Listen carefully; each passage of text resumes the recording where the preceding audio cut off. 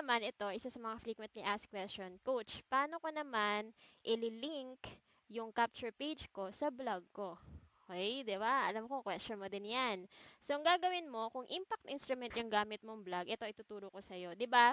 Dito, may nakuha na tayo na link kay Rocket Pages. Itong link na yon is itong HTTPS. I-copy mo lang yan. Okay? I-copy mo lang yan. So, dito, ito yung blog ko. Ito yung blog ko.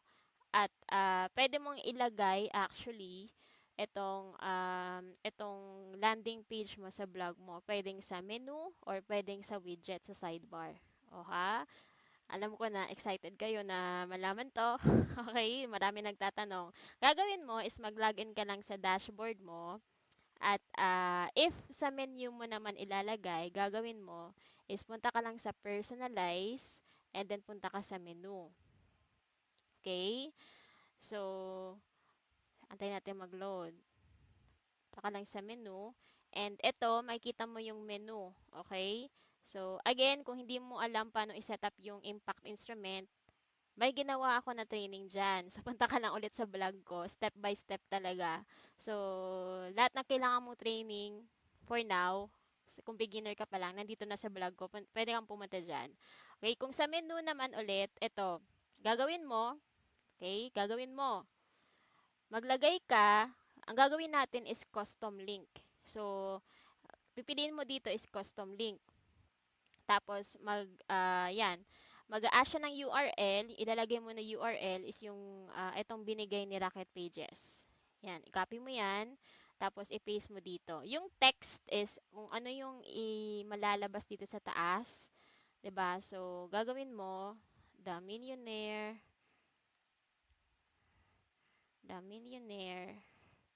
Master Plan Training.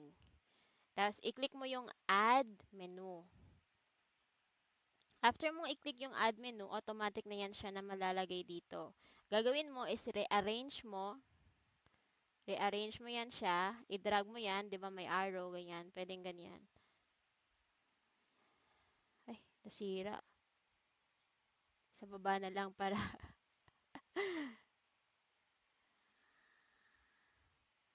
wait, i-delete muna natin. Training. Yan, okay. Again, itong link na to, and then, free, The Millionaire, Master Plan, Training. Add menu. Again, custom link ha, para hindi ka na gumawa ng separate na page. Kasi di ba yung menu, usually pages yan. Para dito, madali lang, custom link yung gagamitin mo. Custom links. Yan, custom links. Yan. Tapos, i-click mo yung save menu. Hala, ilalagay ka sa vlog ko. Okay? So, i-click natin yung save. Yan, top menu has been updated. Tingnan natin Ayo guys Tingnan natin. Dapat mag-appear yan siya sa taas. Tayo natin mag-load. Kung sa menu mo ilagay. Okay? Tayo natin mag-load. 'Di ba? Ito, The Millionaire Master Plan Training, nag-appear na siya. So, gawin natin i-test. Dapat magre-direct siya dun sa capture page na to. Okay? I-click natin. Tang. Click natin Yun, meaning nag-work siya kasi nagre-direct siya dito, 'di ba? So, ganun lang siya. Custom link pag sa menu. Ngayon naman, i-remove natin kasi itagalin natin muna. Yan.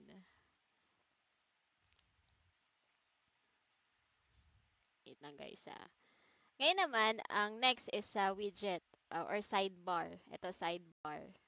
Pwede mong gawin is widget yan siya. Widget. So, again, kung hindi mo pa alam paano mag-setup ng Thrive Leads, may ginawa ulit ako na tutorial.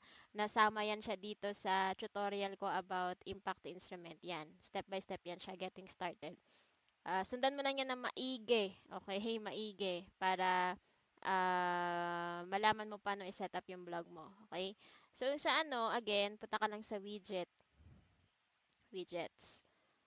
Okay? So, pwedeng gawin mo is maglagay ka ng maglagay ka ng image para sa sidebar mo or pwede kang gumawa ng etong Thrive Leads.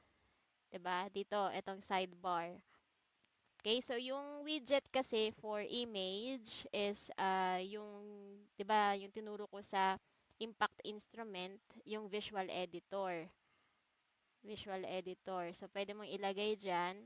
Tapos the millionaire get your yan, free training now. Tapos since picture yung gagawin natin, mag-add tayo ng media. So, tingnan natin kung may nakasave ako na picture. Tapos, kung may banner ka, pwede mong ilagay yung banner. Okay, using visual editor. So, banner. Tawag doon is kung may banner ka. Gaya nito, itong banner ng Truly Rich Club, kasi member ako ng Truly Rich Club. 'Di ba nakalagay sa sidebar ko. Visual editor yung gamit ko niyan. Tapos, nilagay ko lang yung link. Saan na yun? Tinanggal ko na ata. Ba't natanggal? Siya. Yun, pili tayo ng picture. Ito, ano ba maganda? Itong proof. Yan, kunwari ito yung picture na ginawa. Ito yung banner na sinave natin. Ito upload. Pwede kang mag-upload ulit. Tapos, iselect mo yung file, yung image, yung banner mo. Since ito, may nakasave na na picture sa akin, i-click mo lang yung insert post. Tapos yan, mag-upload yan siya dyan. Ganito. Ito, insert post. Reload muna natin. Naglolo ko ang internet ko.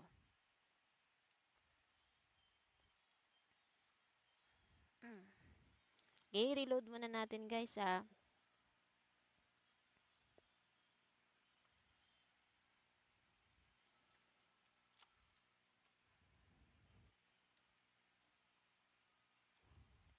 Okay, so again, yung sinabi ko is visual editor. Yan, visual editor. So, tinuro ko to sa training ko about blogging. So, ito, call to action. The millionaire, get your free millionaire master plan training now. Tapos, select mo yung banner. Ilagay mo yung banner mo dito. Tayo natin mag-load.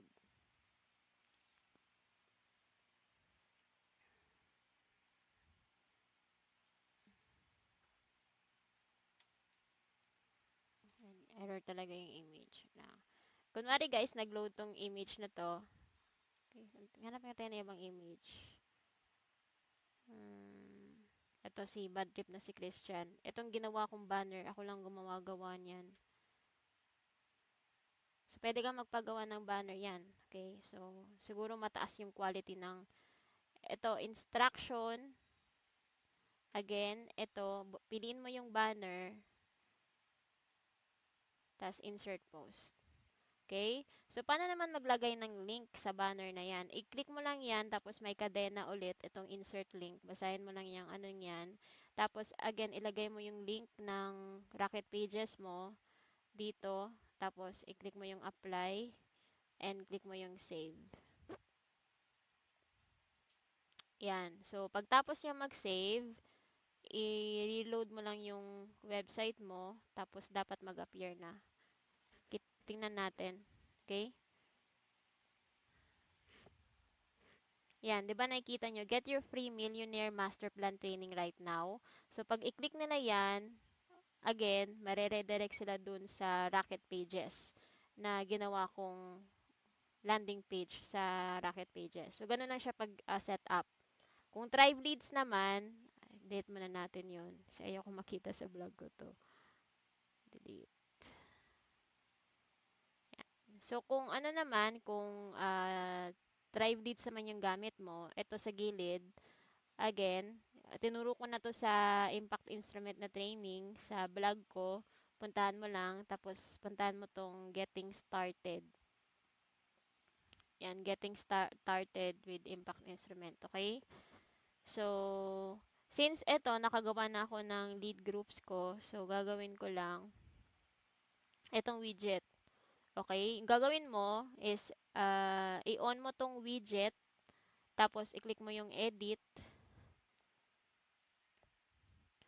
Yan. Tapos eto, click mo ulit yung edit design, tapos mapupunta ka sa editor page, separate na page. So, yung gagawin mo para ilagay yung ito landing page na link mo, kunwari ito ha, gagawin mo para ilagay, 'di ba may button siya? 'Di ba may button siya dito? I-click mo lang yung button nito, tapos hanapin mo yung connect with service. Connect with service. Ito, kasi dito kasi required na maglagay ka ng get autoresponder. So ito may nilagay na akong get response, and again naturo ko na to before sa vlogging training ko about impact instrument. So yung gagawin mo is scroll down mo sa baba, tapos hanapin mo yung action after sign up. So, eto, after the form is submitted, meaning after nilang mag-opt-in, ma-redirect sila sa URL. Redirect to URL parati yung pipiliin mo para mapunta sila dun sa link ng landing page or yung Rocket Pages mo. I-save mo lang yan dito and then click on save. Okay? So, ganun lang siya. Again, punta ka sa connect. Ito, i-highlight mo tong box na to.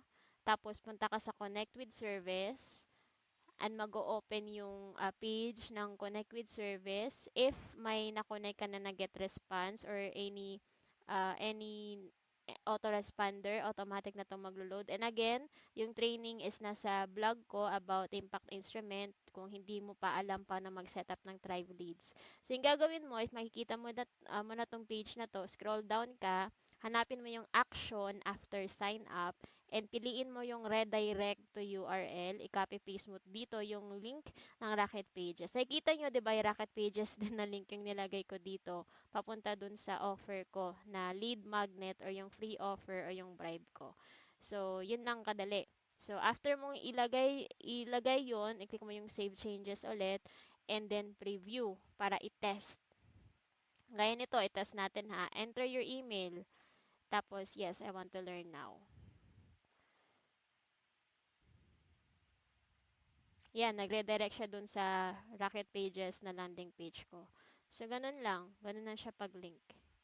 Okay? So, I hope guys na clear na sa inyo paano i-link yung Rocket Pages sa impact instrument or sa blogging. Basta kunin mo lang yung idea doon is kunin mo lang yung link from Rocket Pages at ilagay mo doon sa thank you button.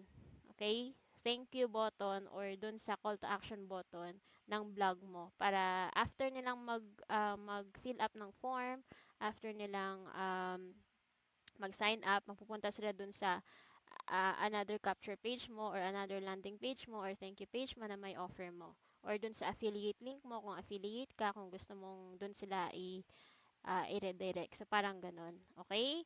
So, okay guys ha, okay na tayo dun. So, yung next is yan, how to integrate your capture page or squeeze page to the blogging tool, which is Impact Instrument. Tapos na. So, some tips about creating your capture page or squeeze page. Yung tips lang naman is, again, make your page simple at test lang ng test. I-check always yung analytics kasi yun yung mag-determine kung nagwo-work yung capture page na ginawa mo or kung hindi, kung converting ba siya or hindi. Kaya importante ang analytics. Okay? Yun siya guys. Alright? So, I hope guys na clear sa inyo tong training na to, and I really hope na may natutunan kayo sa step by step na training na to kasi ginawa ko talaga to para ma-address yung mga question nyo all at once. So, ito yung parating yung balik-balikan na training if you wanted to learn more about Rocket Pages and stuff, how to connect it, parang ganon. Alright?